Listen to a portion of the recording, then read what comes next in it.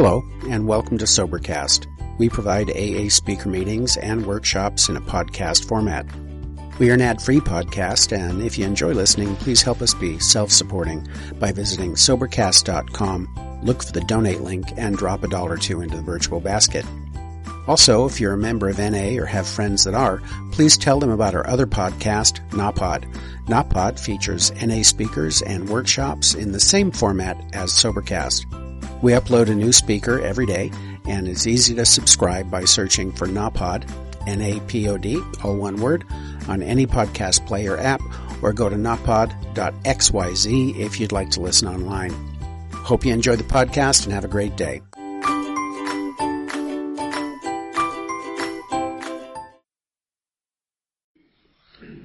Hi everybody, my name's Johnny and I'm an alcoholic.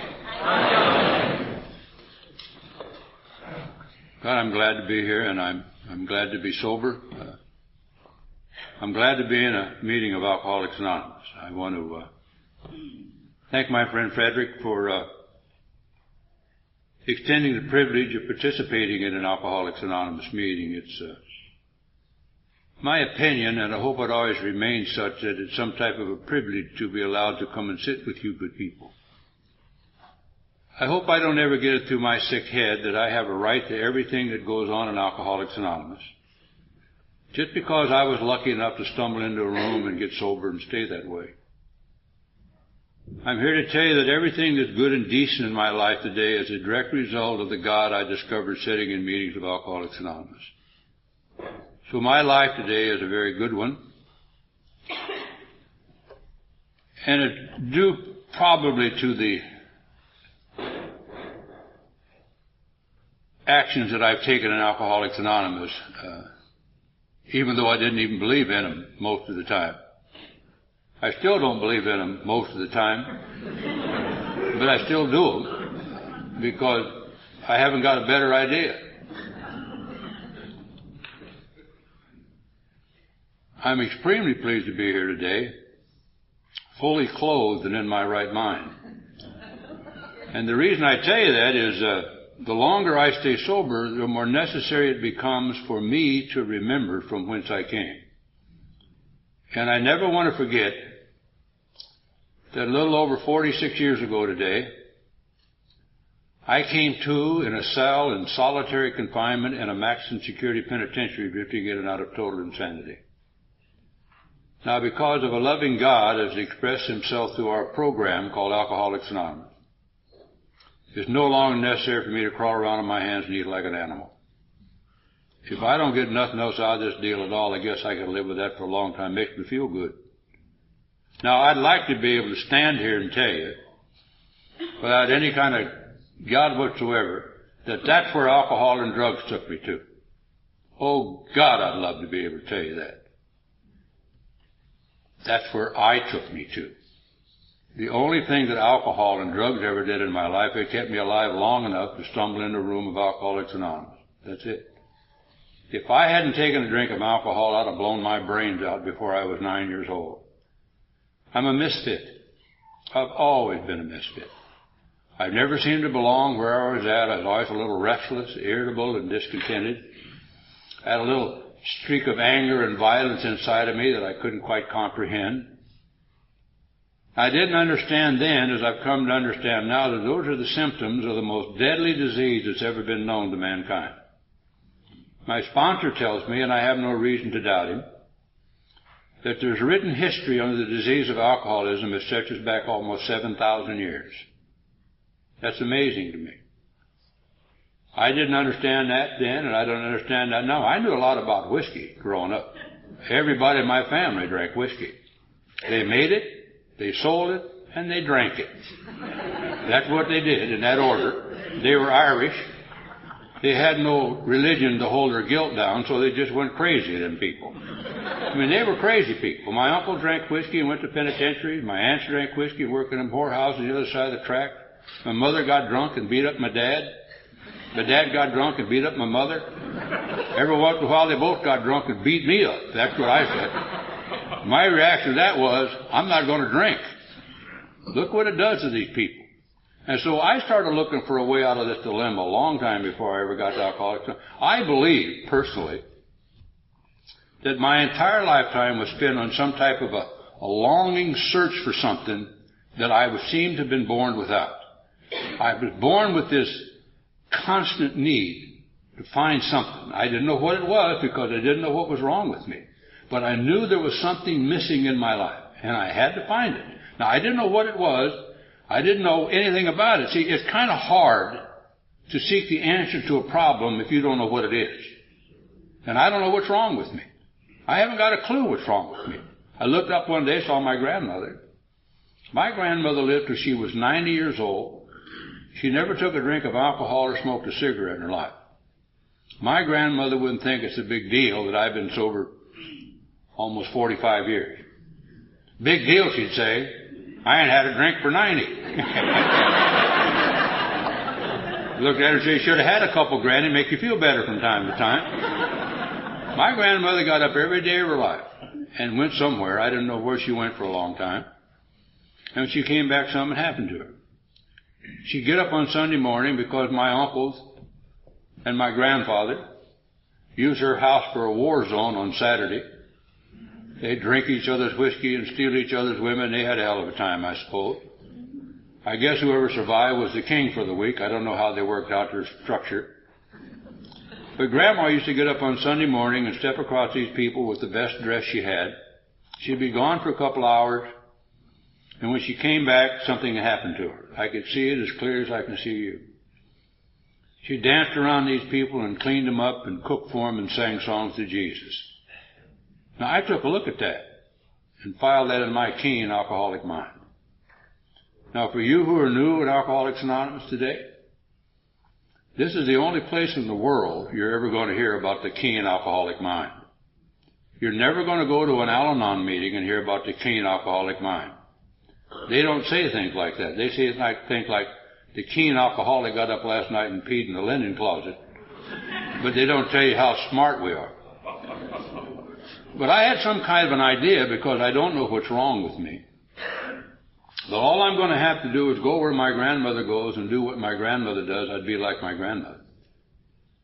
But I've come to understand I'm not like my grandmother. You see, my grandmother's not alcoholic. She just isn't alcoholic. And you couldn't make her one.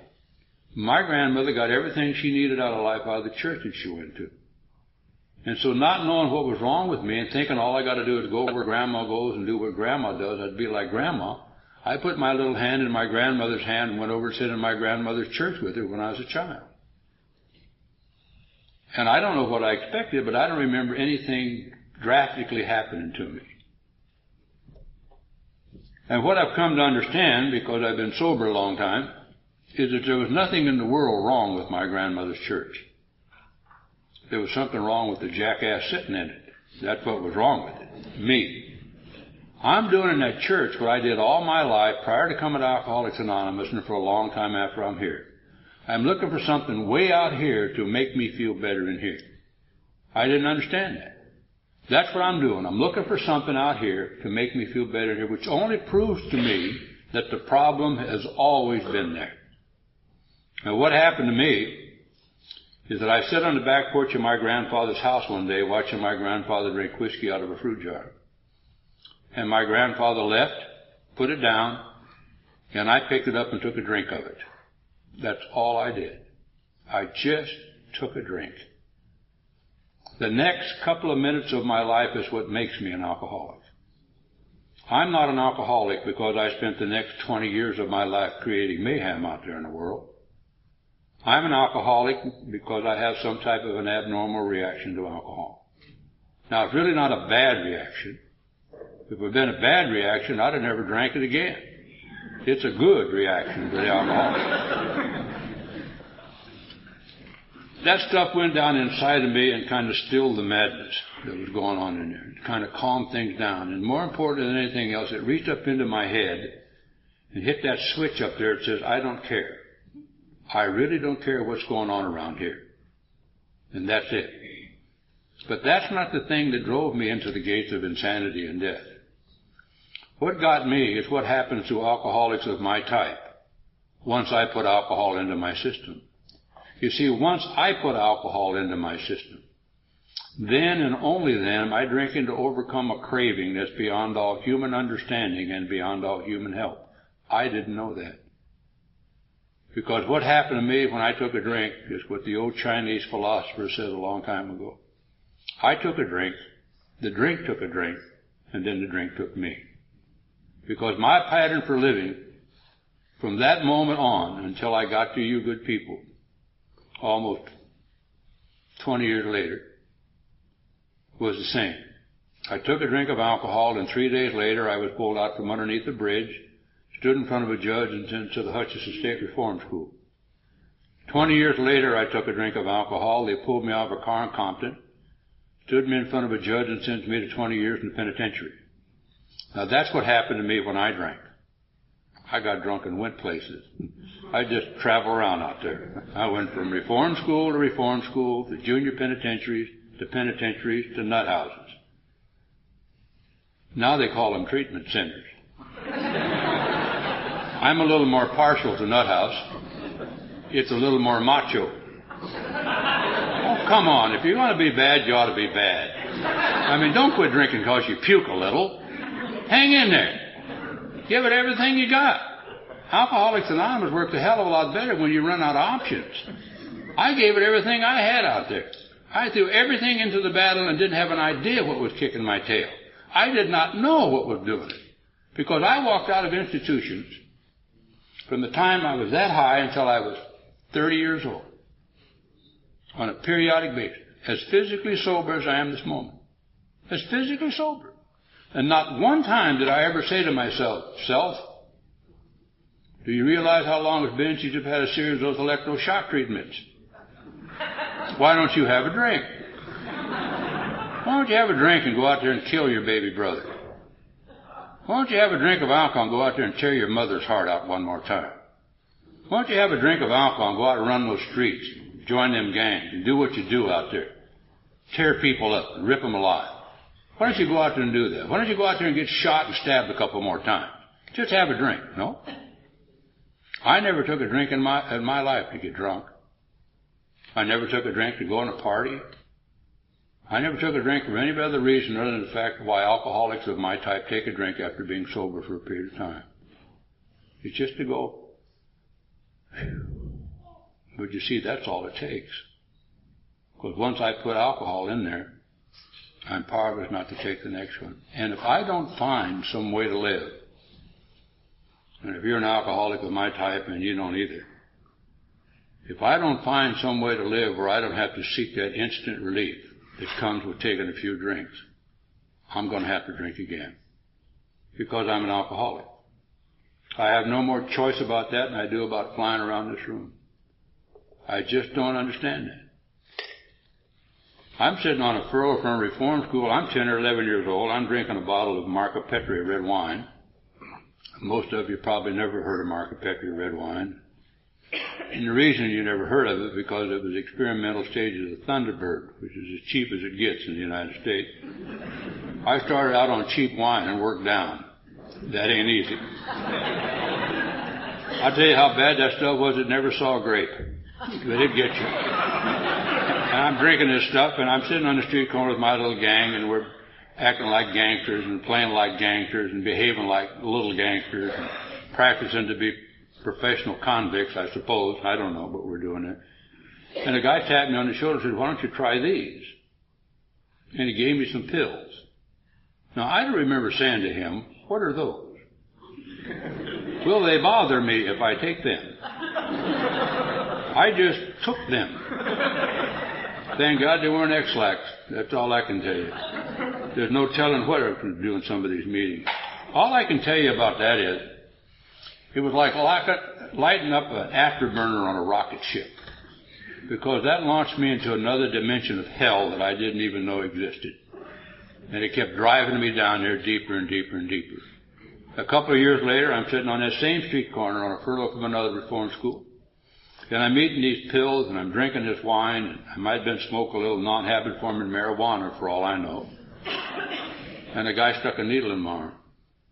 And for the next 14 years of my life, I stuck needles in my arm, ran in and out of institutions. That's what I do.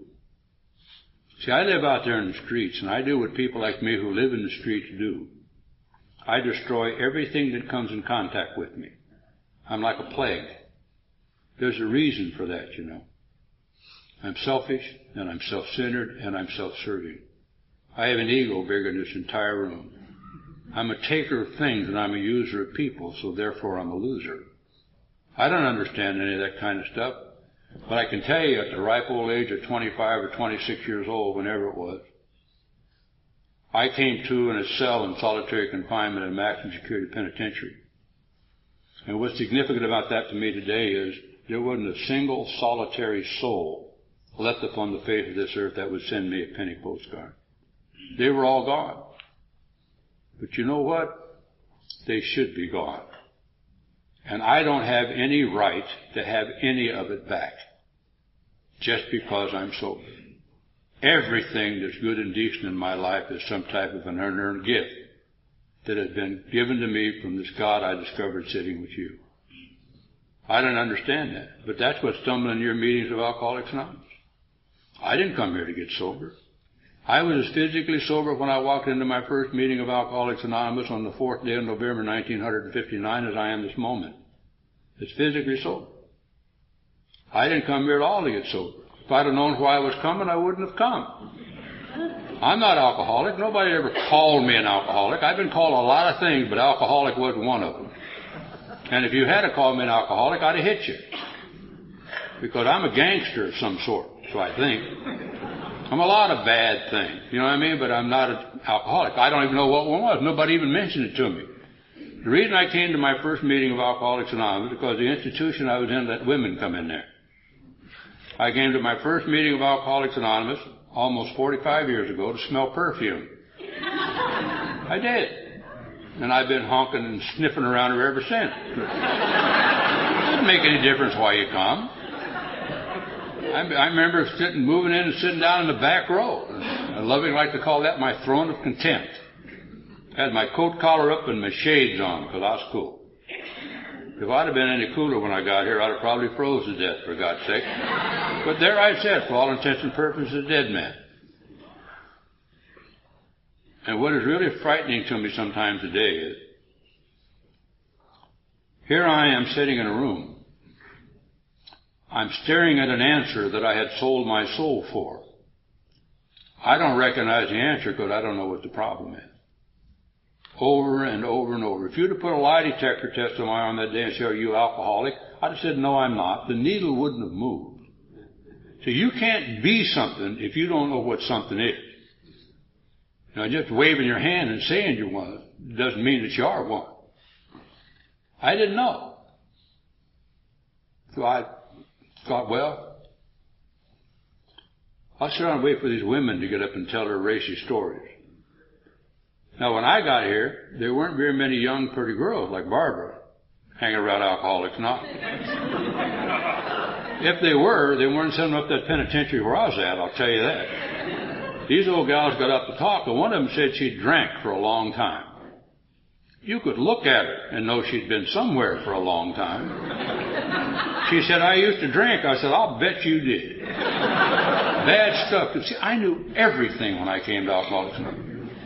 I'm a walking encyclopedia of useless information. I know so much about what ain't true, I don't know what is true. So there, in all intents and purposes, there I sit, a dead man, and I don't know what's going on. Staring at this answer. I'm fascinated by these people. I can't understand what they're doing. These people get up on Sunday morning. Sunday morning, now you understand? Sunday morning. They leave their families. They get in their old cars. They buy their own gasoline. They drive 100 miles up those old back roads, and they spend 2 hours talking to a room full of people who don't want to listen to them. People like me who sit in the back row and made fun of them. It took me a long, long time to realize how sick that was.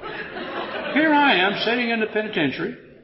I don't know when I'm going home, and I'm making fun of people who are leaving in an hour. Something wrong there. I don't know what's going on. But I do know one thing. These people fascinate me. I can't figure them out. I can't understand what they're doing. Why would they do that? There was something about them that attracted me to them, but I didn't know what it was. I've come to understand what it is, almost 45 years later. It's one alcoholic talking to another alcoholic. No matter how dense it happens. It's already happened to me today. I sit right over there in that seat over there, listen to Barbara and Jonas talk. And what they told me in New and Alcoholics Anonymous is very clear today. Alcoholics Anonymous is the language of the heart. The heart talks and the heart listens. That's why alcoholics can help alcoholics. And nobody else has ever been able to help us. I didn't know that. I asked a guy one day, I said, what do you get out of coming up here? Anyhow. I didn't say it like that because I was too cool then. I probably used a few of my four-letter words. I said to him, are you some type of a sicko? You like to look at the animals in the cages? What's your deal? Anyhow. He looked at me and gave me one of them deep AA answers that just drive people like me crazy. He said, well, son, when you can answer that question, you won't have to ask it. I pondered that for a month trying to figure out what he was talking about. I know there's got to be more to it, but in a sentence, the man told me about Alcoholics Anonymous. The simplicity of Alcoholics Anonymous sometimes escapes us intellectual giants with brain damage. It just sometimes does. When I can understand why anybody does anything in Alcoholics Anonymous, I don't have to ask those type of questions. When I can understand why anybody will be of service in Alcoholics Anonymous, do anything, general service, central service, meetings, setting up meetings, being on committees, doing things, driving newcomers to meetings, calling on people, making 12. When I can understand that kind of stuff, I don't have to ask that question because I am doing it. I have fallen into the pattern of doing it, so I don't have to ask, what do you get out of it? Because I've done it. And what I've learned in Alcoholics Anonymous, with going to an average of 4 or 5 meetings a week for all these many years, I've learned something that my old sponsor, Norm Alpha, used to talk about. He used to talk about crossing over an invisible line from controlled to uncontrolled drinking. I don't have any qualms with that whatsoever.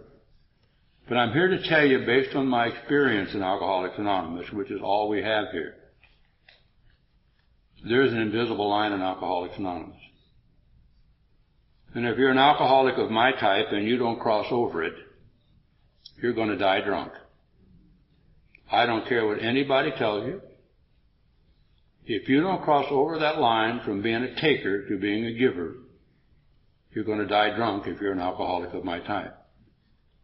And there's a phrase in our book, All Alcoholics Anonymous, that spells out very specifically what that is.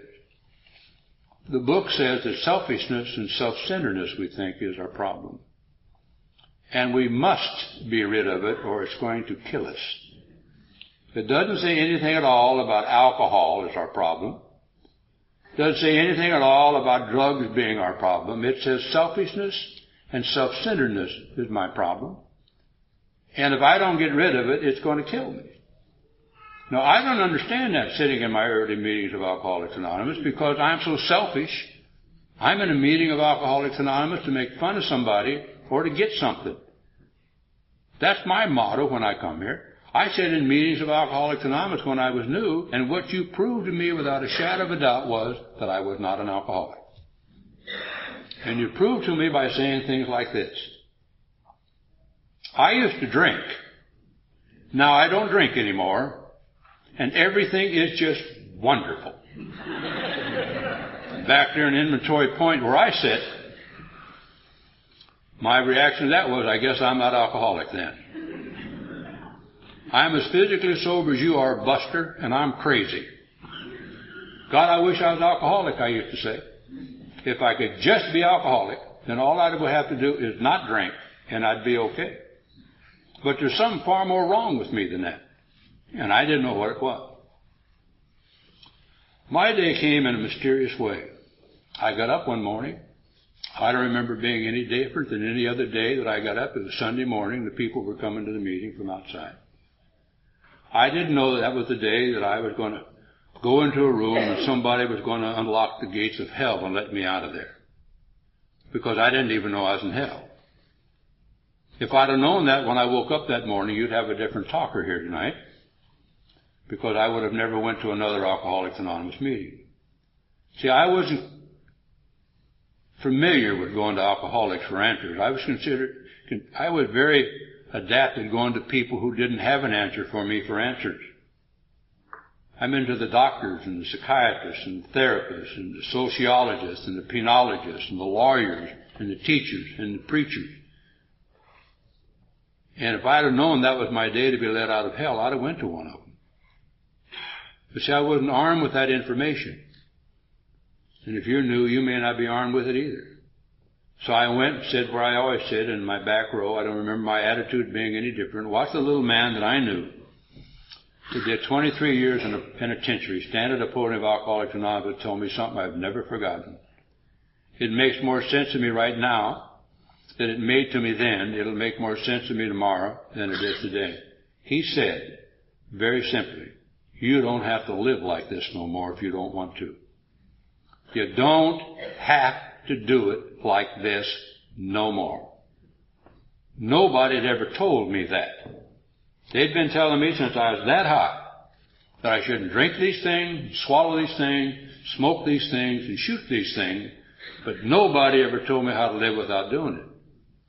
And what none of these great learned people ever seemed to understand, every time they told me that, I was as physically sober as I am right now. How many times I wanted to scream out at them, good God, doctor, don't you understand? Because they don't. If you're not alcoholic, you'll never understand why I drink. But if you're not alcoholic, I'll never understand why you don't. Have you ever watched them or listened to them? Oh, no thanks. I'm starting to feel it. Oh, I have to be home for dinner. I got paid today, you know. The bills are due. Really. I walked up to that little man that night, or that day, and I asked him a very simple question. I didn't know what his answer was going to be, but I asked him this very simple question. I said to him, Les, how do you learn how to live? That's all I wanted to know. I wasn't interested in being sober from that day to this day and living this good life and on a journey into a dimension of living that I couldn't even fantasize in my wildest imagination. I never dreamed of anything. What I really wanted more than anything else now that I look back, I just wanted to go to sleep and sleep all night long. I didn't want to wake up at 2 or 3 o'clock in the morning in cold sweats with the picture of my mother standing at my baby brother's gravesite while I'm handcuffed between 2 detectives right across the road from her. And that look in her eyes that I knew I put there. That dream was a recurring nightmare with me, and it went on and on and on and on and on. And he looked at me and gave me an answer that I pray God that we give every newcomer who asks us a question in Alcoholics Anonymous. He didn't give me any of this psychobabble that you hear about go to 90 meetings in 90 days and don't drink if your butt falls off. I'm going to tell you something. I'm going to be drunk a long, long time before my butt falls off, I can tell you that. I don't like pain. He gave me the answer we should be giving every newcomer. It's the one I give every newcomer that I have the opportunity to work with. He said, Johnny, there is a book called Alcoholics Anonymous in the library. If you go get that book, I'll go home and pray that you find some part of you in it. Guess he prayed real hard, that little fella. I have been a student of our book, Alcoholics Anonymous, from that day to this day. And the only thing I've ever found in that book is me. I haven't looked for anything else. See, I'm not looking for a way to sober up the world, or cure all society's ills. I'm just looking for a way to live peacefully and comfortably and joyously with me and you and God. That's it. And you know what? The closer I adhere to the principles that are written in that book, and the more willing I become to share that knowledge in this fellowship, just for the sheer joy of doing it, the more peaceful and the more comfortable and the more joyous I live with me and the loving God that made me. It's an amazing thing. I didn't open up the book Alcoholics Anonymous to discover I was an alcoholic. I didn't open up the book Alcoholics Anonymous to prove or to stay sober from that day to this day. I opened up the book of Alcoholics Anonymous with a very selfish reason. I was going to prove to you that my case was different, that I wasn't like you. I don't know what I was going to prove, but I was going to prove to you my case was different. And I sat in a room with a man one day, and I'm doing what our program of recovery says is a fifth step. And I heard myself say to that man that I'm an alcoholic. From way down deep inside of me it came. And it was a feeling that came over with me that I carry with me right now. You see, as I stand before you tonight, I know exactly what's wrong with me. Isn't that amazing? I'm an alcoholic and I suffer from a disease called alcoholism. I'm not an alcoholic and anything. I'm not an alcoholic or any other thing. I'm just an alcoholic. See, when I was an alcoholic and something or other, I separated me from you. I'm a little better than you, a little slicker than you, a little richer than you, a little poorer than you, a little smarter, a little dumber, but I'm not like you. When I became just like you, or at least like the people who wrote our book, it became my great privilege to be allowed to practice the only program of recovery for alcoholics of my type in 7,000 years of recorded history. This is the only thing that's ever worked for people like me. And I get to do it. That's what blows my mind. I get to do it. I get to go to meetings. I get to have a job at meetings.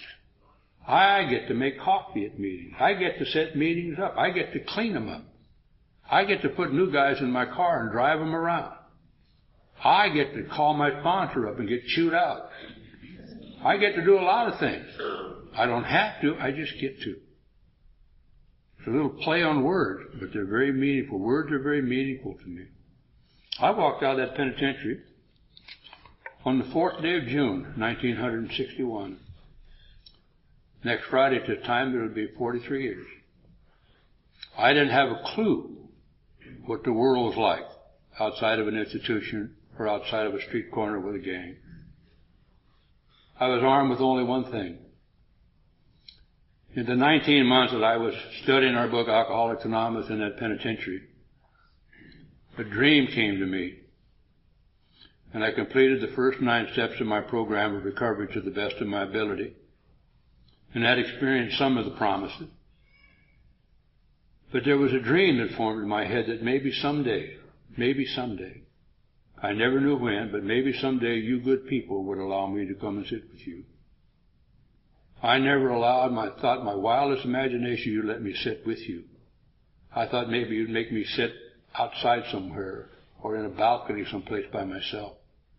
Because I didn't think you'd let a thing like me come and sit with you good people and be around your family. But I said to myself, if they will give me the extreme privilege of coming and sitting in their meetings, I'll do anything they ask me to do. I'm very pleased to be allowed to tell you tonight that next Friday, for 43 years of my life, I have done whatever it is that Alcoholics Anonymous has asked me to do. And the reason is very simple. I've been given a great deal here. I have been exposed to and have embraced, through no effort of my own, the whole set of promises that are in our book after the 9th step. I have been allowed to become type of extremely serviceable to Alcoholics Anonymous. I can do things in AA. I can make coffee or set up the meeting. I can go serve on panels at institutions. I can do a lot of things. But I didn't know anything about a fellowship when I walked out of the penitentiary. I knew all about a program of recovery, but I knew nothing about a fellowship. I didn't know how to operate on one, so I went to a meeting one night, and a guy walked up to me and said, I'm going to be your sponsor. And I just looked at him. I said, what's that? He said, well, I'm going to help you get things done that need to be done. I just looked at him. I said, what do you want me to do? He said, why did you ask me? I said, you just told me you were going to be my sponsor. He looked at me and he said, Johnny, if I can't run my life, what makes you think I can run yours? Then I asked him another question. I'm trying to trick him. I said, then what am I supposed to do? He said, why don't you do what I do? Now I'm really getting frustrated. I said to him, what is it you do? He said, well, if you do what I do, then you'll know what I do. See, I just have cleared up the great mystery of sponsorship to you. You don't ever have to figure out what the fool's doing anymore. Just follow him around if he's staying sober. Do what he does, and you'll be all right. First thing he said, old Norm said to me, get a job and go to work. You're a bum. I said, I'm not a bum. He says, what are you? I said, I'm an AA member. He said, no, you're an AA bum. Bums don't work. You better get off of welfare, too. I said, don't you ever say that to me again, Norm Alfie, I'll hit you. I ain't never been on welfare. He says, what do you call living in a penitentiary? Self-supporting through your own contribution? Jeez. Then I went to work. Got a job. You know somebody stole my first paycheck? Things are looking good. I'm working. Wife's come back, got that little girl I'd never seen. You got a job? Got a paycheck? I don't know what to do with a paycheck. What do you do when you get paid? I don't know what to do with it. I never had a paycheck before. I'm a thief. I went home and told her, let's go to the market. She said, well, why do you want to go to the market? I said, that's what they do when they get paid. She said, who are you talking about? And I said, them. I've watched them, you know. So we went to the market. We put the little girl in the basket and pushed her around there, sitting backwards. I'm feeling good. She's tearing cookie packets open. I'm playing daddy. I don't know how to be one, but I'm playing like one. Went up to the cash register. He took that money of mine. That really bothered me. I mean, I got to pay for stuff. Then we went home, and I asked her for some money to get a haircut, and somebody had stole her purse. Now, if you want to hear somebody scream, you ought to hear a thief when they get stolen from. Well, I hollered and ranted and raved. If I'd have caught that guy, you'd have another speaker here tonight. I finally got all through, and I sat down and have a cup of coffee. She said to me, you all through? And I said, yes, I am. She says, now you know how it feels. I don't want to know how it feels. I want revenge. You know what? I went back to work that afternoon. I've been working ever since. And life's still pretty good. I'd like to tell you that every meal I've eaten has been a banquet, and every day I've lived out there on the sunny side of the street. No, I live out there in the world where the world is the world. My mother, the day I got out of the penitentiary, fell off the steps blind drunk. I picked her up and put her on a couch and said, Mom, I'm going to an AA meeting. She said, fine, I think you should. I like to tell you my mother got sober, and my dog got sober, and my cat got sober, and we're the sober, but that's really not my experience. My mother drank herself to death. While I'm sitting safely nestled in your arms in Alcoholics Anonymous, I watched my mother drink herself to death. Powerless to do anything about it at all. Powerless. And it took her 30 years, but she finally made it. And what I learned from my mother's tragedy was very simple. I don't have the power to get anybody sober. I don't have any power to get them drunk either.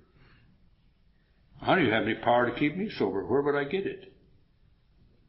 I didn't come in here blazing with power. I came here with as much power 45 years ago as I have tonight.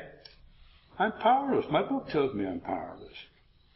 And I've come to understand I'm powerless. I'm given some type of a power on a daily basis that allows me to live in a world of love and service. That's it. I was the last thing in this world my mother ever saw. I knelt at her bedside and held her hand and watched my mother go wherever they go. There was nothing between my mother and I. There was no bitterness no more. I guess my mother never had forgiven me for my baby brother. I don't know. But there was nothing between me and my mother because of this magnificent program of recovery. And when my mother died, she just died. And my wife, the mother of my children, committed suicide right before my 50th birthday. I don't know how to handle that. I don't know what brought it about.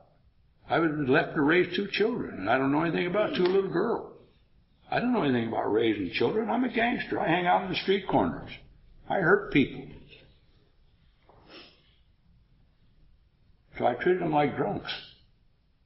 And they turned out pretty good. My youngest daughter just spent a little time studying over at Cambridge University in England. She's 7 years sober in Alcoholics Anonymous.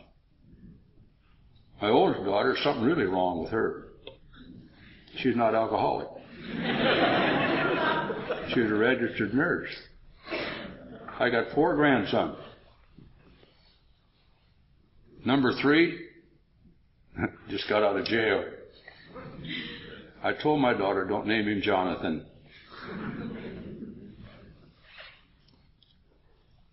But my sponsor, Norm, taught me the business about living in Alcoholics Anonymous because I didn't know. He would yell at me and tell me to shut up and sit still. He wouldn't let me get up and wander around. He's just an amazing man. I'd have to ride. He wouldn't let me drive a car because I didn't have a driver's license. When I said, why can't I get a car? He said, Johnny, citizens like me have a right to be protected from jerks like you. I never thought about things like that. And I said, I never got arrested for driving a car without a license. He said, how would you know? You haven't had a driver's license since 1940-something. Been suspended from my natural life. I told him, my driver's license has been suspended for the rest of my natural life. He said, then you won't drive a car for the rest of your natural life. Jeepers. I didn't see anything wrong with driving a car without a driver's license until he told me. He says, if you drive a car and start breaking these rules, Johnny, it won't be long before you're drunk. Well, that makes a lot of sense to me. But the time came when I got a job, and I couldn't get to work if I didn't have a car. So I went down and told my parole officer, I got to have some permit to drive. I got to get somewhere back and forth to work. You're going to make me work or send me back to the penitentiary. I got a job. I can't get there if I don't get a driver's license. So he gave me a permit to drive an automobile. So I called old Norm up. I said to him, Norm, I'm going to get a car. I've got a permit to drive. He said, do you have money for insurance? I said, no. He said, then you can't get the car. Gee. Time came when I had the permit to drive and I had the money for the insurance. I didn't call him up. I just went out and bought a car. Drove it over his house, drove it up on his front lawn and honked the horn. He come wandering out of there looking at me, looking at that car. And what he said to me is really, really very significant to me today. It didn't make much sense. He said, Johnny, maybe you're just starting to understand that there isn't a damn thing special about you just because you got sober. That you get no special compensation being a sober member of Alcoholics Anonymous. You just get to go out there and be of love and be of service. Because you got a lot of payback to do. An awful lot of payback. You're not starting even with the people who've been doing it for their lifetime. You're coming from behind and you'll always be behind. Maybe you're starting to understand that there ain't a damn thing special about you whatsoever. And he was right. I used to go to meetings with him. I'd sit in meetings, listen to him talk. He's the best talker Alcoholics Anonymous ever had. If you ever get an opportunity to listen to one of Norm Alpe's tapes, listen to it. He's the best talker AA's ever had or ever will have.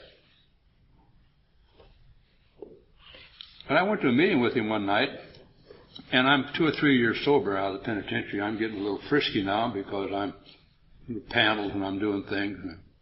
Standing back by the literature table at the coffee break, and some guy walked up and tapped me on the shoulder and said, Johnny. I turned around and I'm looking at him. He said, do you know you're a miracle? I said, really? Really? You know how humble we are. What was it I said that made you think that? You know? He went on about, man, I'm getting higher and higher, and my head's getting bigger and bigger. And After the coffee break, I flew in there and sat in my seat and waited for my sponsor to speak. And all the time he's speaking, I'm looking out the window because I'm looking for my spaceship to take me back home. Norm is watching me. I got that glazed over look in my eyes. On the way home, we're driving down the road. Of course, he's driving because I don't have a driver's license. He looked at me and he said, I'm staring out the window. I'm looking for my star. I don't know what I'm looking for, but I'm gone. And he said to me, jackass, what's the matter with you? Have you been smoking that stuff? And I said to him, Norm, I don't think you're going to understand this, but I am a miracle. Norm didn't laugh about that. He slammed on the brakes, almost ran into the divider, and screamed at me. You're what? I said, I'm a miracle. He said, where do you get this nonsense, Johnny? I said, an Amy. From an A. He says, you're not a miracle, jackass. Alcoholics Anonymous is the miracle, and you're just a small part of it. Now, I don't know what that does for all the miracles in Stockholm, but I can tell you what it's done for me. It's kept me small enough to stay here. You can't possibly imagine what an egotist like me would do if I thought I was a miracle. It's just amazing. I'd probably be starting up some thing in Waco. Make them do it right this time. I have that type of an ego. I know that. That's why after all these years, I still have to have a sponsor who's stronger than my head. I still need to go to 4 or 5 meetings of Alcoholics Anonymous a week. I still need to study our book, Alcoholics Anonymous. I still need to do whatever it is that Alcoholics Anonymous asks me to do. Whether it's get on an airplane or sweep the floor. I just do whatever it is I'm asked to do around here. And the sum total, I live a life beyond anybody's wildest imagination. You can't possibly imagine what a good life I live. Do you know what it's like to live all day long with no thought of yourself whatsoever? I do. I know exactly what it's like. I have lived all day long and wanted nothing for myself whatsoever. You know what it's like to love somebody more than you love yourself? Totally unconditionally. I do. I live with a woman like that I love more than myself. It's amazing what has happened to me. You know what it's like to look at your children and look at one of God's creations and smile at them and realize that you've had nothing to do with it whatsoever except to set an example for them. What a great thing. The book says very simply, we will comprehend the word serenity and we will know peace. That's in the promises. It's an insinuation that you have worked your way through the program of recovery up through and to the 9th step. When you comprehend the word serenity and you will know peace. That no matter how far down the road you've gone, you can see where your experience can benefit others. It's a great fact for us. What do we have in Alcoholics Anonymous? I have my experience of staying sober for over 40-some years. I've had my experience of sitting in meetings of Alcoholics Anonymous 4 or 5 times a week for all these years. I've had the experience of doing whatever it is that Alcoholics Anonymous or my sponsor has asked me to do. And the sum total of it, I'm about as happy as the world I'm going to get. My life is really very good. Really very good.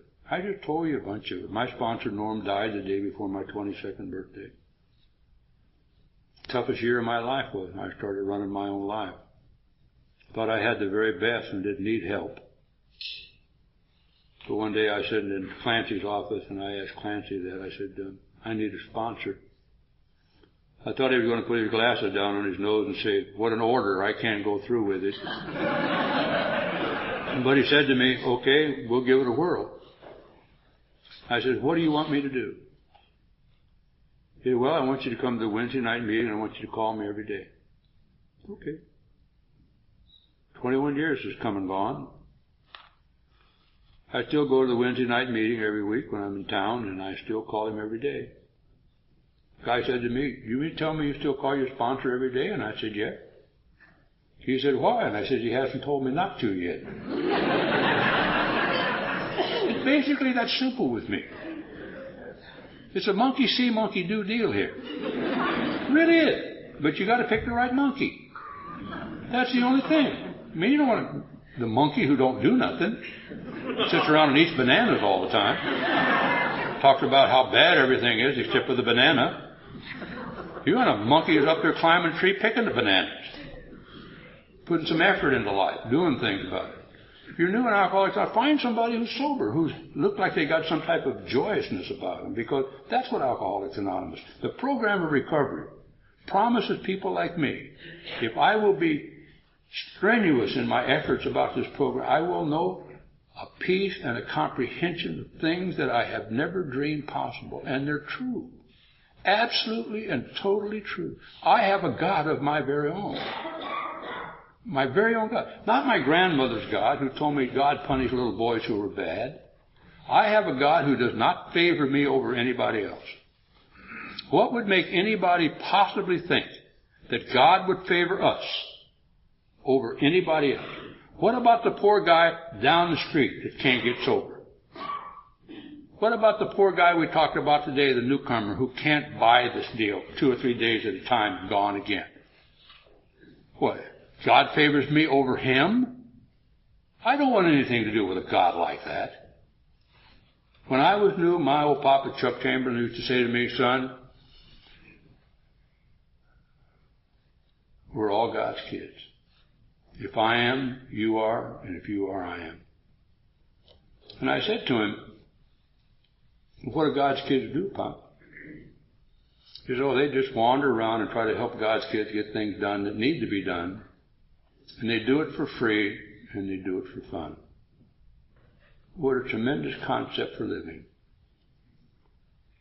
I have come to understand in Alcoholics Anonymous that another thing he told me was that nature abhors a vacuum, but God abhors a vacuum even more under heaven and earth. He told me that if I could empty myself of self, I would be automatically full of God. Now, what happens to me when I come to meetings of Alcoholics Anonymous has already happened to me before I ever came to this podium. I sat right over there in that chair. I saw Frederick open the meeting. I saw Nicholas read the 5th chapter. I saw Patrick, as an afterthought, read the preamble. I don't judge. Heard a man read the 12 traditions. Said, heard Barbara talk. Jonas talk. And you know, even though I'm an American and I don't understand much Swedish, I understood what they were talking about. But while these people were doing this thing, I was more interested in them and their thing than I was in myself. And in those brief moments of my life, I'm about as close to God as I'm ever going to get. I'm never going to be any closer to God than that. Because that's what my Papa taught me. Empty yourself of self. And you can do it by a number of ways in Alcoholics Anonymous. Because the whole secret, if I could put another name on the disease of alcoholism, it would be selfishness and self-centeredness. Because I can look back over 43 years of experience of living out there in the world, and every jackpot that I have got myself into, whether it's business failure, whether it's an adulterous affair, no matter what it has been, all those years that I've been sober, it has to do, I can put it right back to my selfishness and my self-centeredness. It had nothing to do with drinking. It had to do with my selfishness and self-centeredness. And I'm not one of those type of people who say, well, I'm an alcoholic, you know. That's no excuse for bad behavior once you've been to AA. Life is a very good thing. Every living thing I have in my life, I owe to Alcoholics Anonymous. Every living thing I may ever hope to have in my life, I owe to Alcoholics Anonymous. And dear friends, you better believe this. This is a long, long walk from a cell in solitary confinement in a maximum security penitentiary to where I stand right now. But for the grace of God, AA, and good friends like Frederick, I could have missed it all. Thank you very much.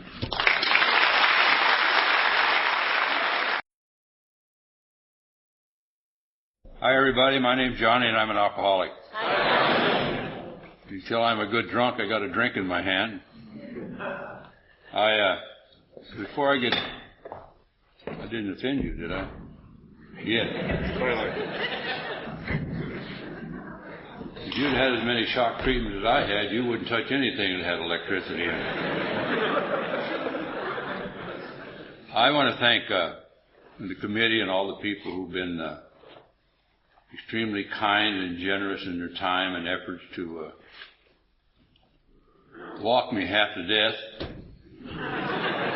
make me step over horse poop, and do all kinds of things like that. But the hospitality of these people, these fine people in Stockholm, has just absolutely blown my mind. And if you're new here in Alcoholics Anonymous today, I want to let you know before I ever get started that I'm not a consultant, a counselor, or authority on a program of Alcoholics Anonymous.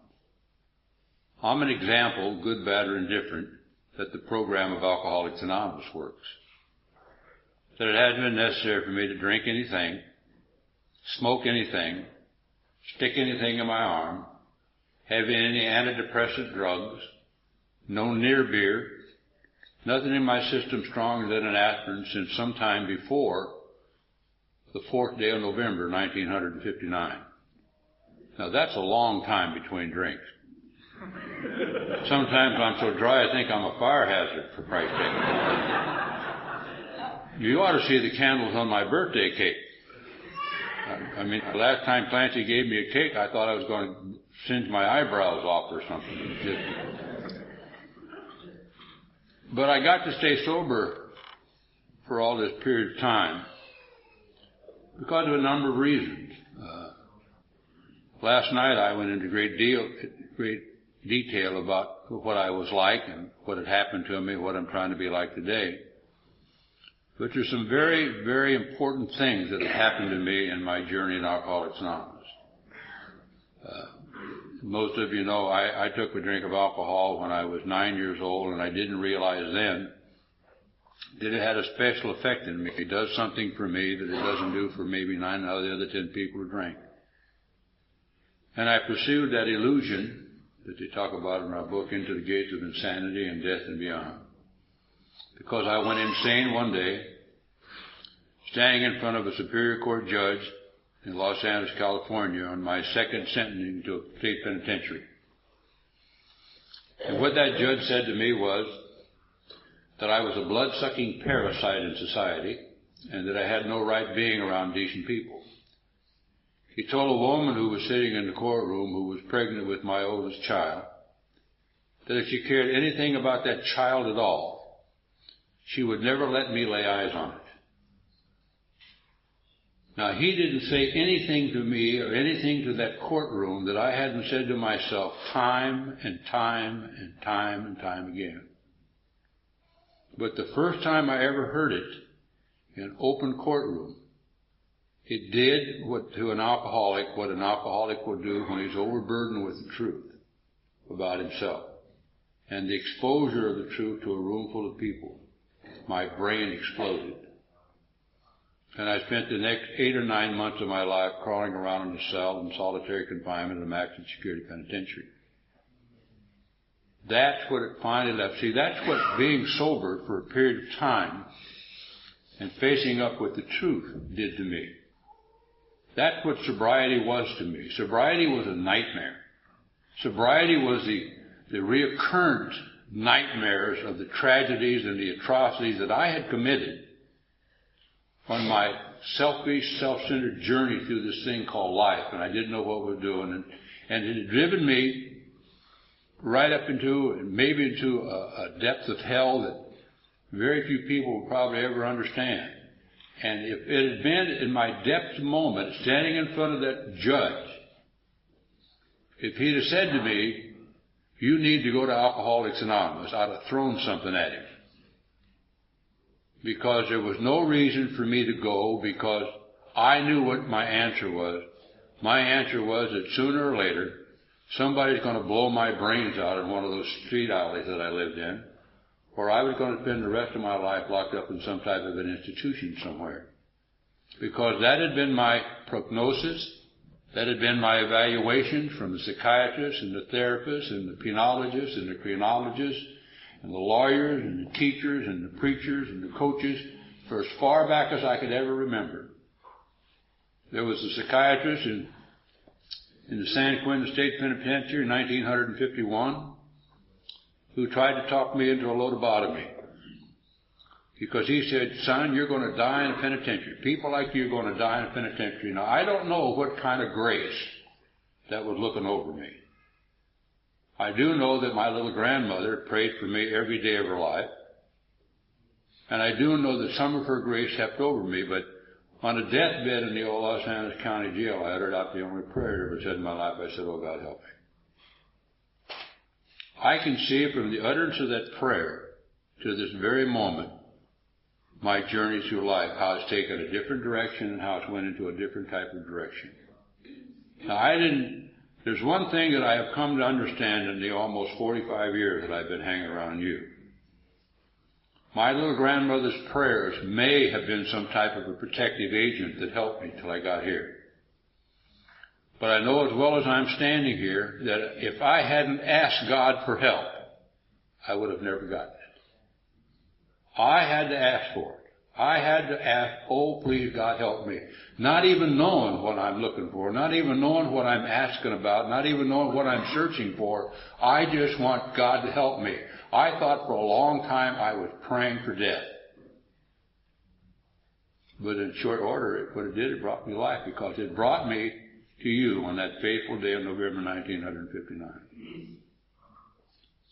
And what happened to me is a story all its own. It's the story of Alcoholics Anonymous. It's not my story. It's the story of Alcoholics Anonymous. A man walked into a penitentiary one day and told me I didn't have to live like that anymore if I didn't want to. That is the secret and the message of Alcoholics Anonymous. People have been telling me all my life that I shouldn't do certain things, I shouldn't act certain ways, and I shouldn't do this and I shouldn't do that. But this man told me that I didn't have to live like that anymore, and none of those people who had diagnosed me and shocked me and hit me with high-pressure fire hoses and tried to get me to commit to a lobotomy and all these other kind of miracle things to cure for people they don't understand. This man made more sense to me, a little guy that did 23 flat years in the penitentiary, who was my baseball coach when I was a star second baseman for the San Quentin Pirates. Now, I don't understand why this is, but I've come to understand what that is. This man, through God's grace and his actions and his dedication to service in Alcoholics Anonymous, was so busy trying to give away what he found that he was the essence, the package that Alcoholics Anonymous came to me in. And what he said was, you don't have to live like this anymore. He didn't say, I know what's wrong with you. In essence, he said the magic word to an alcoholic of my type: I know how you feel. And you don't have to do it like this no more. And he gave me the magic ingredient. He brought a singleness of purpose to me and these people who came with him brought a singleness of purpose, which is the essence of what Alcoholics Anonymous is really all about tonight. One alcoholic talks to another alcoholic. And even though they don't know the words, they understand. We understand one another. Not maybe by the word, maybe we talk different languages, maybe we talk different dialects. We understand this magic language of the heart. And we know more than anything else, when somebody from the depth of their soul tells you, another alcoholic, if an alcoholic tells you this, I know exactly how you feel. And if anybody's ever said that to you in the depths of your despair, you're hooked. There's no way to get around it. That is the message of Alcoholics Anonymous. The singleness of purpose of Alcoholics Anonymous is what separates us from everything else in the world. Now, in the 7,000 years of recorded history, my sponsor tells me, there's only been a couple of answers for the disease of alcoholism. One of them happened in the 1840s. a group of 5 little guys got together in a little bar in Baltimore, Maryland, and decided that they should talk to one another. If they tried to help one another, they could stay sober. And people thought they were nuts. They thought, what do you mean? You're all drunks, for Christ's sake. How are you ever going to stay sober? You're all crazy drunk. All you're going to do is drink with one another.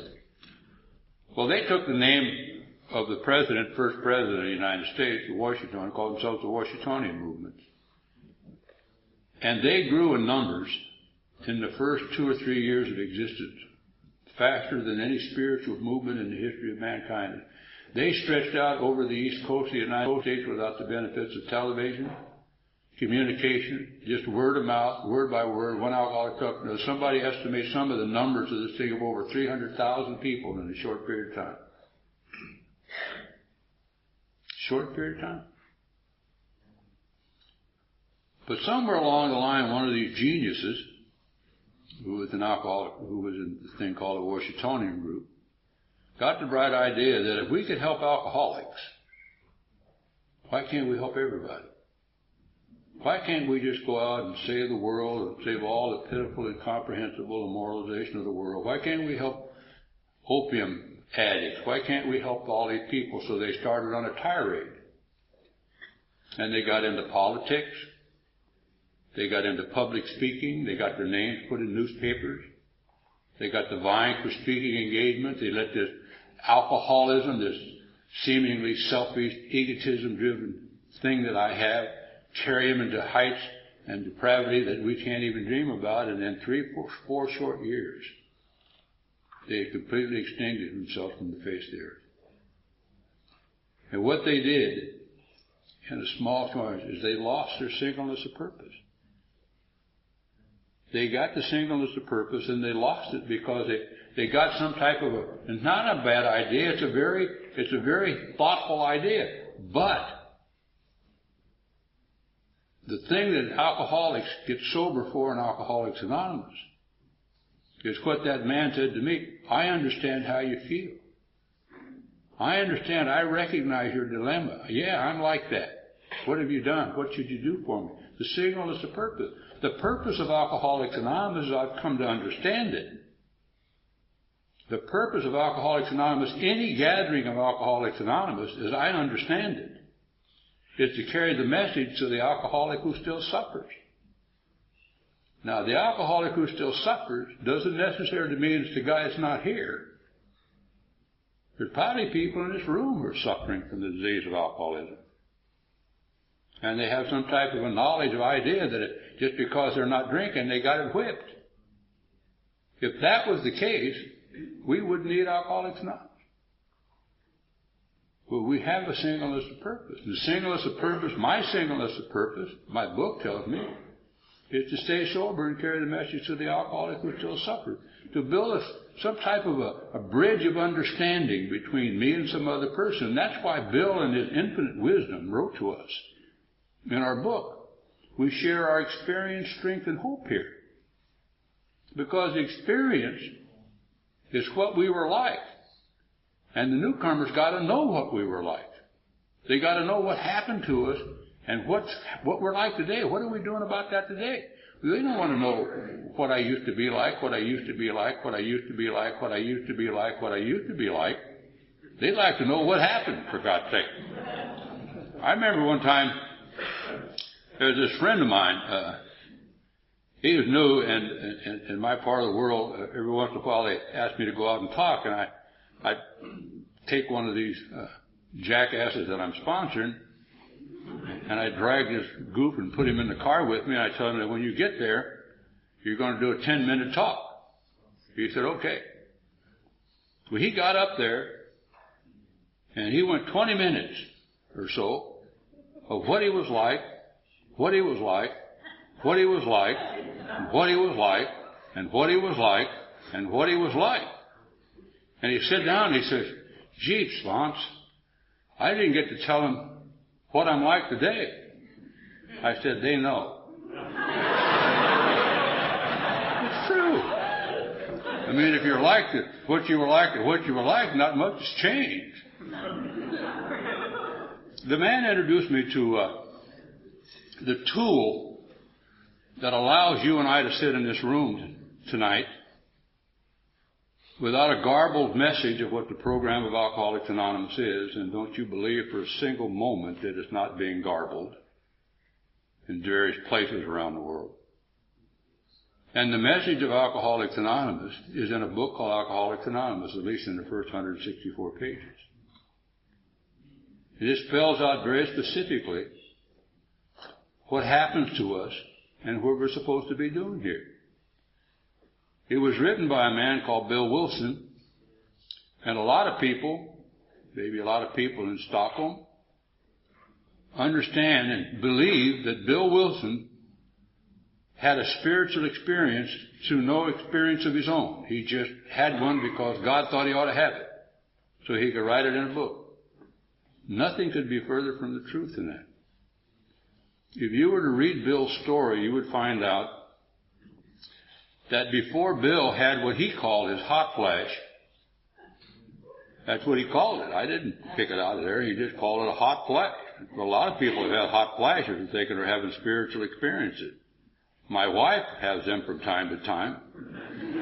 She's not having a spiritual experience. She's just having a hot flash. It's her time of the world, I guess. I don't. He essentially, in his story, worked the first 9 steps of our program of recovery before he had his spiritual awakening. And when Bill first got sober and started carrying the message, for the first 6 months he was sober, everybody he drug into his house didn't get sober. None of them got sober. I mean, one guy committed suicide in his living room. Another guy stole furniture and sold it for Muscatel wine. And Bill was getting ready to go find AA number 2 down in Akron, Ohio. And Dr. Silkworth, one of AA's dearest friends, said to him, "Why don't you quit preaching this spiritual experience business and start talking to people about the physical allergy of alcoholism?" And Dr. Bob was the first guy he tried that on. First guy. And it was an interesting story about Dr. Bob because they became a we instead of an I. And so for the first time in the history of mankind, there were 2 people in Alcoholics Anonymous, Dr. Bob and Bill Wilson. But Dr. Bob was kind of a rebel kind of guy like me. And Dr. Bob told Bill Wilson, his sponsor, "I'm not going to work those men's steps. I'm not going to work 8 and 9. Because I've lived in this town all my life and I'm still practicing medicine here, and I'm not going to lay my dirty linen out in front of these people to see." And Bill, like any good sponsor, just shrugged his shoulders. Told him, "I guess your case is different. You don't have to do this," which seems to be the theme song of everybody who dies drunk here. And a couple of weeks later, Dr. Bob went to Atlantic City on a medical convention and fell off the train when he got back in Akron, dead drunk. And the next day, Bill did something that from time to time I wanted my sponsor to do for me, but he never would. So Dr. Bob was going to have to go have an operation. He was doing the shakes and the whippies, and Bill gave him a beer. Now, I've tried to talk my sponsor into that from time to time. He doesn't think that's a good idea for me. But he went out, and Bob left and went out somewhere, and after the operation he was missing. He was gone all day and late into the evening. He finally showed up. And people said, "Where were you? We were worried about you. Thought maybe you were drinking." He said, "I was out mending fences." In other words, he had finally got beat into a state of reasonable enough when he was ready to go out and clean up the wreckage of his past, which is another singleness of purpose here. And from that, he lived until the day he died. And in his last talk in Alcoholics Anonymous, he voiced a word of caution to us way back there in 1950, which is 50-some years ago. He voiced a word of caution. He says, "Let's not louse this thing up with Freudian intellect that has no earthly use to anything but the mind. Let's remember that Alcoholics Anonymous has always been broken down into 2 simple words: love and service. And you got to remember that somebody took the time out of their life to carry the message to you. So let's just keep it that simple. It's basically that simple. One alcoholic talks to another alcoholic and gets them to create and do actions that they never have any idea about doing. They don't seem right to me. My sponsor told me to do things that I said didn't have anything to do with alcoholism. He told me to do things that were not written in that book. See, I knew the book because I studied it for 19 months. I went through those steps sitting in a penitentiary all by myself with the help of a couple of other guys. But he gave me action. He told me that I should go to meetings of Alcoholics Anonymous all the time. He told me that I should have a job in every meeting that I go to. He said, you got to do this. You got to get there early, you got to stay there late, and you got to sit down and shut up. I said, why? I may want to visit with old Martin over there. Why should I shut up? He said, Johnny, have you ever stopped to think that maybe somebody else wants to listen? I said, no, I haven't. He said, I didn't think so. Selfish, self-centered people like you don't think about anybody but yourself. Why don't you just shut up? Pay attention. Well, I didn't like that. When you're new, you don't want to shut up. You want people to notice you. I was telling some people at coffee this morning, I was a year or so out of the penitentiary, and some guy asked me to go give a talk, one of those 10-minute talks with a speaker. And I'm all excited about that. I went out and bought me a necktie even. I was just really going to make a splash, my debut in Alcoholics Anonymous. I called my sponsor up and I said, Norm, he says, what do you want, jackass? I said, oh, so-and-so's asked me to go give a little 10-minute talk with him. He's giving the main talk. What do you think about that, Norm? He said, oh, that's okay, Johnny. I said, what do you think I ought to tell him, Norm? He said, why don't you tell him your name and your sobriety date? You don't know anything else. Which is true. Which is absolutely true. What do you know at 1 year sober? What I was like, and what I was like. Today, we got people coming into Alcoholics Anonymous. They've been told, you got to go to AA and share. You got to share, yeah. Get it out. Guy walked up to me the other day and said that. I want to share. I said, mop the floor. You ought to saw the look on his face. What has that got to do with sharing? I said, that's about the best sharing I know of. Grab a mop. It's all relevant about what service is in Alcoholics Anonymous. Not everybody gets to talk. But there's a job if you're new in Alcoholics Anonymous or old or medium in Alcoholics Anonymous. There's a job in Alcoholics Anonymous for you to do. It's your job. And if you don't do it, it will never get done. I don't know what it is. So if you're wondering what it is, I suggest you try everything once. I suggest you try central service, general service, sweeping floors, setting up meetings, leading meetings, reading a book, do all this stuff around here that's essential to keep your mind off yourself. And sooner or later you'll fall into a pattern of whatever your job is you're supposed to do around here. I'm a coffee maker by trade. That's what I do. I make coffee for 800 or 1,000 people every Wednesday night. You know, they never say that's good coffee. They never walk in and pat me on the back and say, what a wonderful job you're doing back here, young man. Now, when I was new and doing things, they did that.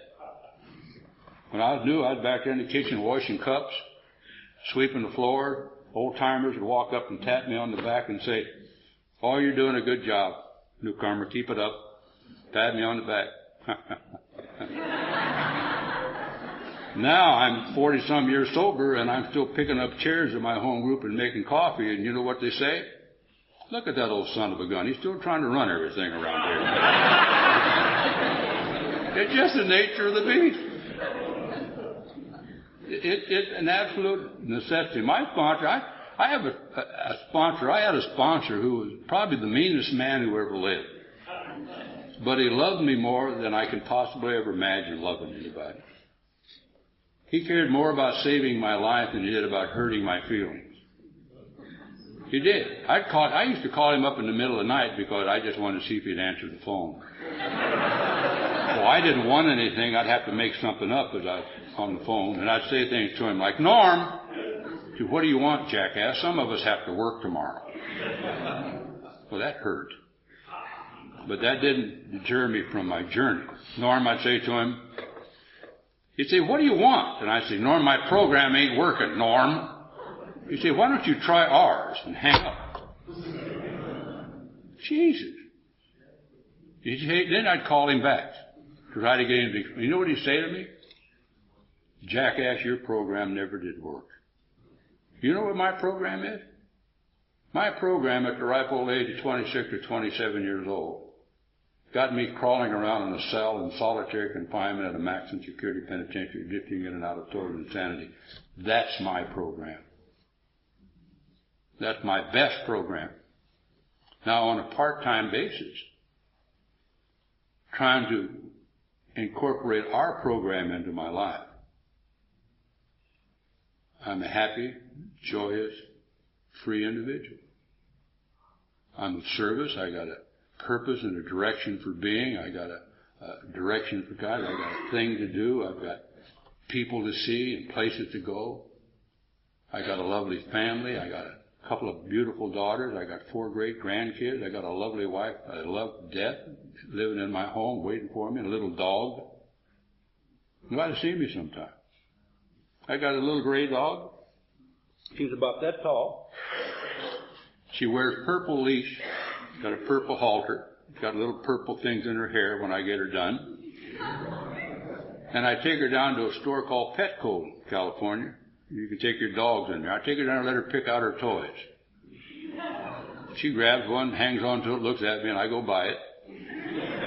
And all the time I'm doing that, I'm singing to myself. If they could see me now. That old gang of mine.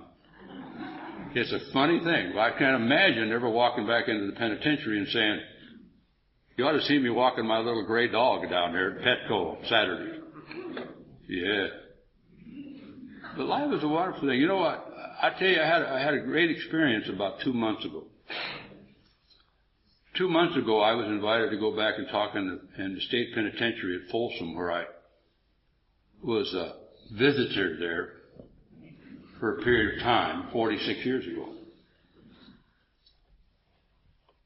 And I got to go there, and I was going to talk to the inmates or the convict, whatever you want to do. And when we got there, we were a little ahead of schedule, and we couldn't get through the one place to get to the other place. And so we stopped right outside of the old mess hall I used to eat in 46 years ago. And right down the hall from that place was a cell block that I lived in 46 years ago. I walked down to that cell block and walked 3 cells down on the left to the cell that I lived in 46 years ago.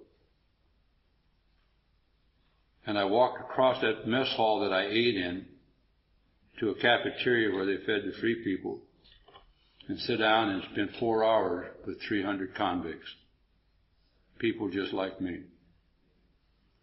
And all I could tell them was, you don't have to live like this no more if you don't want to. Because I used to sit in that back row just like you did. I was as full of much skepticism and criticism and doubtfulness as anybody who lived upon the face of the earth. But one day a man who was dedicated to Alcoholics Anonymous and to the service of it, who had fulfilled the conditions of sobriety in Alcoholics Anonymous, was willing to give up his time and his effort and come to a penitentiary and tell me that I didn't have to live like that anymore, so I did it for you. And I don't know, it gave me a funny feeling. One of the free people said to me, what's it like after all these years? And I said, same. Hasn't changed. Smells the same. He said, what do you mean the smell? I said, you can smell the fear. It's gripped in fear. Everybody's afraid that everybody's going to find out that they're afraid. And if that's not my entire story, I don't know what it is. I've had opportunities. I know sometimes I almost get to thinking that I never had a break. That I was doomed from time, but it's not true. I've had people come into institutions where I was at and offer me scholarship to universities. I had a talent to play baseball that's beyond belief sometimes. An arm that could throw a ball through a wall, a bat, a baseball that I could hit no matter how hard they threw it. I could run like a deer. I could do a lot of things. And scouts from universities came in to see me at reform schools and offered me scholarship to go to the university. But I walked out of an institution as physically sober as I am right now and took a drink. And then the drink took a drink, and then the drink took me. And playing baseball in a penitentiary against Major League Baseball players, a scout from the St. Louis Cardinals came in there and offered me a tryout at their training camp when I got out of the penitentiary for the St. Louis Cardinals. But I walked out of there and took a drink, and then the drink took a drink, and then the drink took me, and I never got to St. Louis. See, I never went anywhere when I drank. I have never stopped drinking. My sponsor is probably a great reason that I'm standing here tonight. Because even though I was armed with the knowledge of what Alcoholics Anonymous is, and I had incorporated the program of recovery into my life, I didn't know how to behave around you. I didn't know that my actions may affect a newcomer sitting in meetings of Alcoholics Anonymous. I didn't know that my doubtfulness and my criticism and the way I dressed and the way I acted and the way I behaved and my snobbishness and my self-centeredness was going to affect the newcomer. I never realized that my purpose in life is to install some type of hope and some type of message to the newcomer. Because I've come to understand that the real payoff in Alcoholics Anonymous is not staying sober. That's not the payoff. If you don't get the payoff, you're never going to stay sober anyhow if you're an alcoholic. The payoff is to watch somebody get this thing that was given to you and watch it come out of them. Watch this light come on in their eyes. My papa used to say, to return from the land of the living dead to the land of the living. That's the payoff in alcohol. It doesn't make any difference whether you sponsor them, whether you know them, or whether you don't know them. You can sit over there in that chair where I sit there and watch these two fine people get up here and talk about what Alcoholics Anonymous has done for them. And something happens to me because I understand what's happened to them. And I'm able to transpose what's happened to me to them and them to me, which is what Alcoholics Anonymous is all about. That's the singleness of purpose. One alcoholic talks to another alcoholic. And that's the way it works. My sponsor taught me that. And the second thing he taught me more than anything else is the importance of a home group. It's important for me to be somewhere all the time where I say I'm going to be. It's important for me to sit in the same chair in my home group. I've sat in the same chair on Monday night for the last 33 years, every single Monday. I can count on my hand the number of times I've missed that meeting. And it's never been because of a business thing. It's never been because of a family obligation. It's never been any other excuse. The only time I've ever missed that thing is when I was in the hospital with an operation. That's the only time I've missed that meeting. I can't understand why I can't be there. My sponsor told me. And it's another thing, where am I going to tell the guys I sponsor? Come on over here and get in this group and do these things. My sponsor took me down by the hand and set me down and said, this is it. Be here. Wash them cups and sweep these floors and pick up them chairs. I told him, I want to do something here. He gave me something to do. See, I didn't know when I came to Alcoholics Anonymous, because I'm like all people who come to Alcoholics Anonymous. I come here seeking something. I come to Alcoholics Anonymous to get something. Alcoholics Anonymous is not a getting program. No matter how far down the scale you've gone, if you came into this room tonight, you brought every single thing you need in here with you. All you got to do is uncover and discover and discard the situation. It's what the program of Alcoholics Anonymous is really all about. It's what our book is all about. And in a home group, what I have found people there who know me better than I know myself. I've had people that I sponsored walk up to me and say, "What's wrong with you?" What do you mean, what's wrong with me? Well, you look like you're mad at something. You look like you swallowed something. You look like you ate a persimmon or something. What's the matter with you, sponsor? Jesus. You're not supposed to talk to your sponsor like that. Only if you know that your sponsor is a human being, and all human beings have feet of clay. All the people that I sponsor have ever done for me is just make me be better than I really am. At least behave better than I am. So when somebody walked up to me that I sponsor, I got to straighten up. After all, I am the sponsor.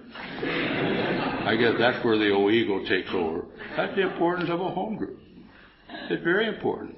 I guess there's a thing that they do in my home group. I don't know where it started, but it started now, and the people are picking it up. It's almost like a thing that they do. We have basically the same format on Monday night that you have here.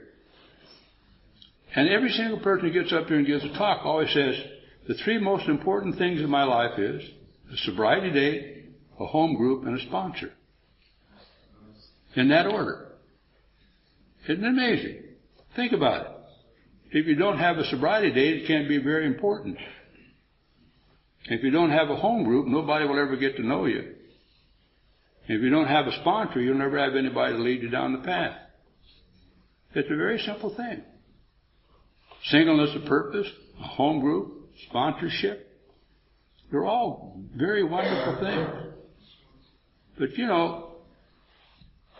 to be a sponsor, I suppose, requires a lot of time and a lot of effort. And if you don't know this, I'm going to tell you.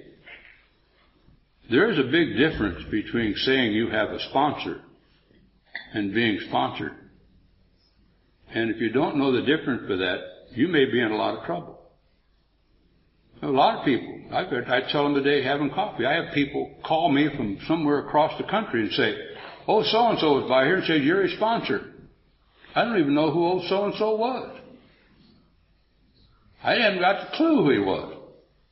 I've never sponsored him, I don't know him. No. But I guess he thought it was important to say, "Yeah, Johnny Harris is my sponsor." Like that's going to give him something. I have people do that all the time with my sponsor. "Yeah, Clancy's my sponsor." I said, "Well, why don't you do what Clancy does then?" "Oh. What do you mean?" Answered my question. I just turn and walk away and leave them pondering that. I've got a little cruel speak to me every once in a while. I just bring it out there. Sometimes the devil just gets a hold of me and just kind of hangs in there on me. I usually take it out on the people I sponsor if they're handy. But it's a magic thing, Alcoholics Anonymous.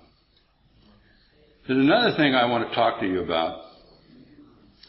It's in the book, Alcoholics Anonymous. In our book, Alcoholics Anonymous, Bill Wilson, our Bill Wilson, the guy who wrote our book, who shares his experience, strength, and hope with us, talks repeatedly about alcoholics of our type. Alcoholics of our type he talks about. He wrote the book and the program of recovery for alcoholics of our type. It's been my experience to understand that he wrote about it in the book Alcoholics Anonymous. He said there's a type of alcoholic, I suppose, who is really nothing more than a heavy drinker. That given any type of reasonable excuse, he can quit drinking and never drink again. The only requirement is you just quit drinking. He's not going to lose his job or his wife or his kids or any of this kind of stuff, so he just quit drinking. He just knocks it off.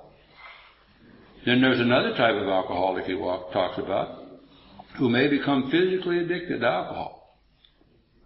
He may even have to be hospitalized. That's why they make treatment centers for it. That's where these treatment centers who boast this great success story come out with this kind of stuff. These are the type of people that they rack up with success stories. They can give you names and addresses and phone numbers where these people are.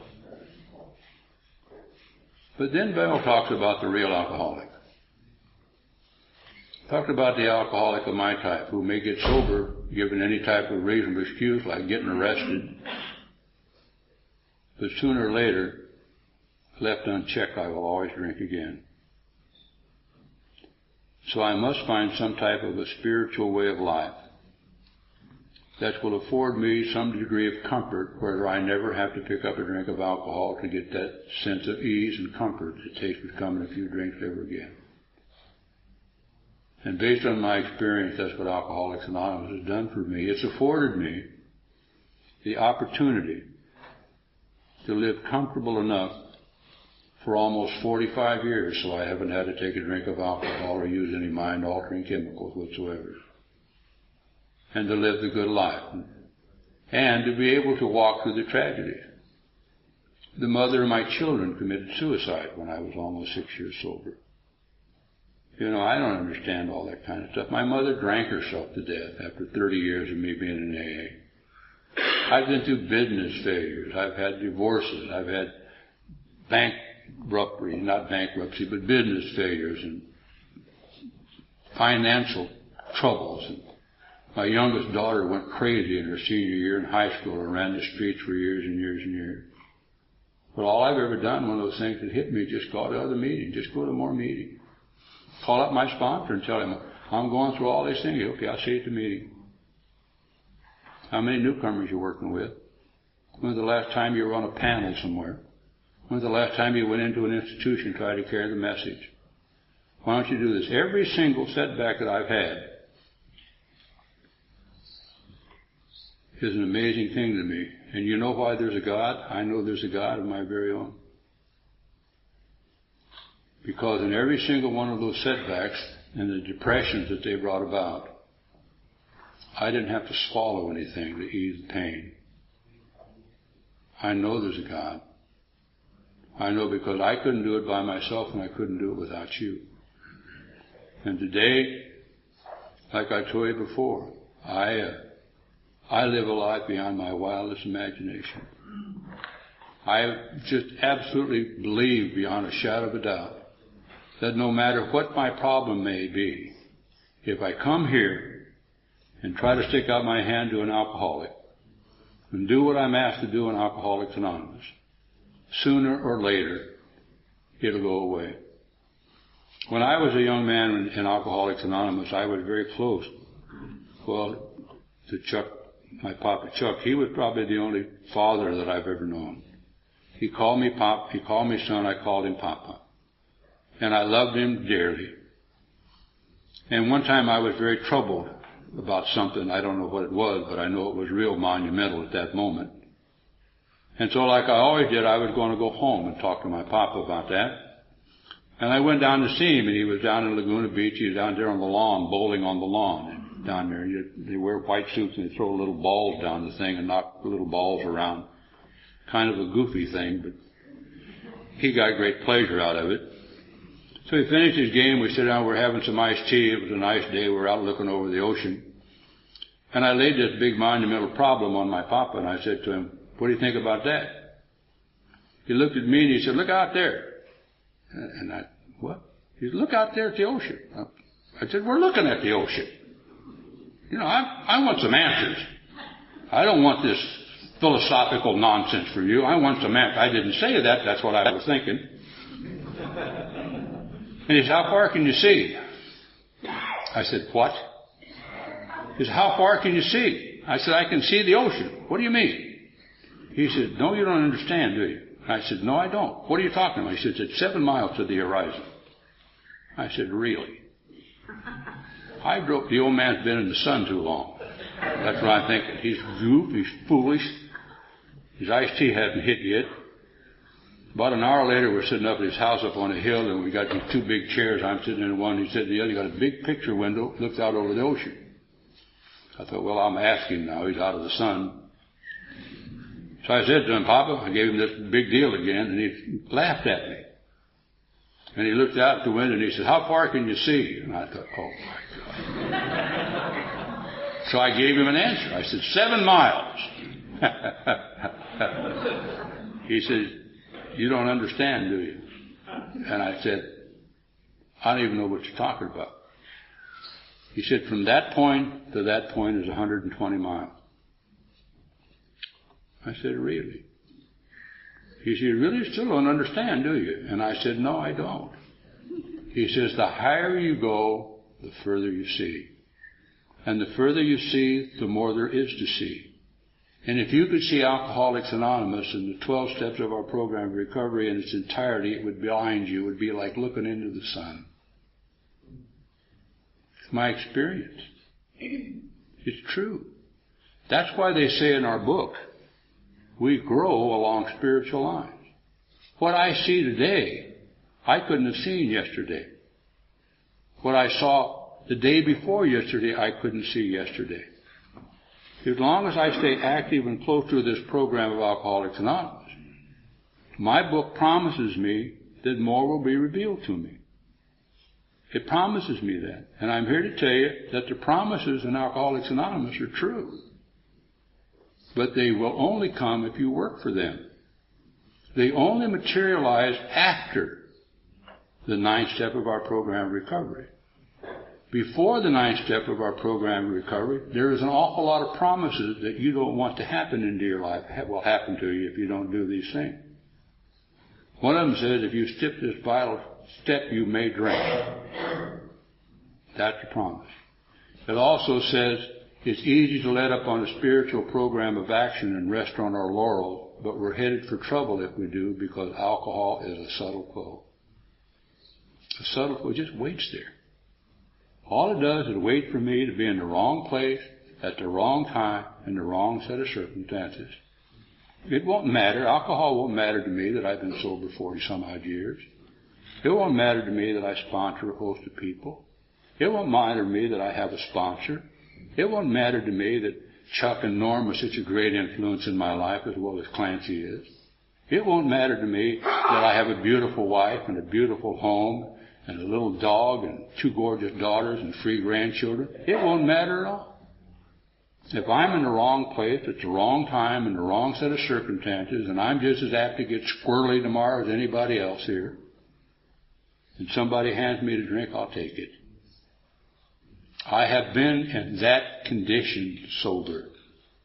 I have been so dark and so into myself and so guilt-ridden about my actions being sober that I was in the wrong place in the wrong time. Somebody handed me a drink. You'd have another speaker here tonight. I know that without a doubt. But my safe haven is with you. When I am troubled, I am not home dreaming about my solutions.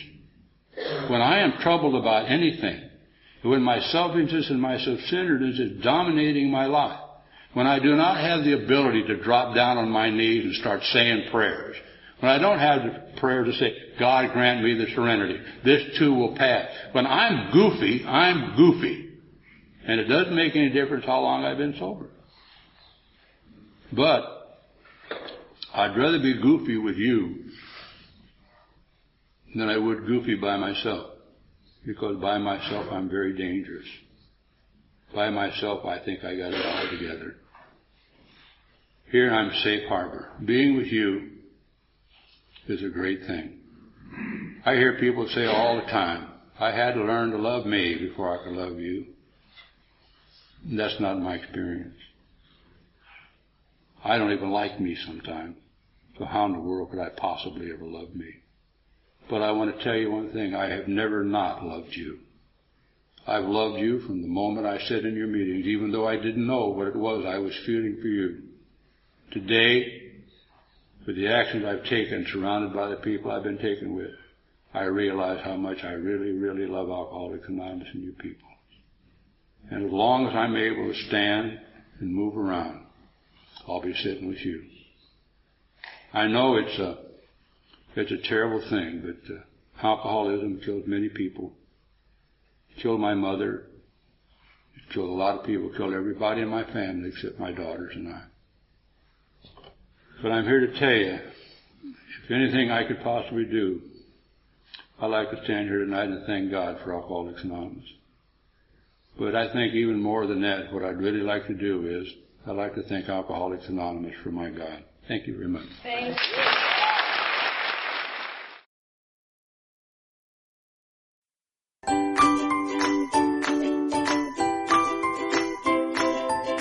Thanks for listening. I hope you enjoyed the podcast. Sobercast is ad-free, and we'd like your help in order to keep it that way.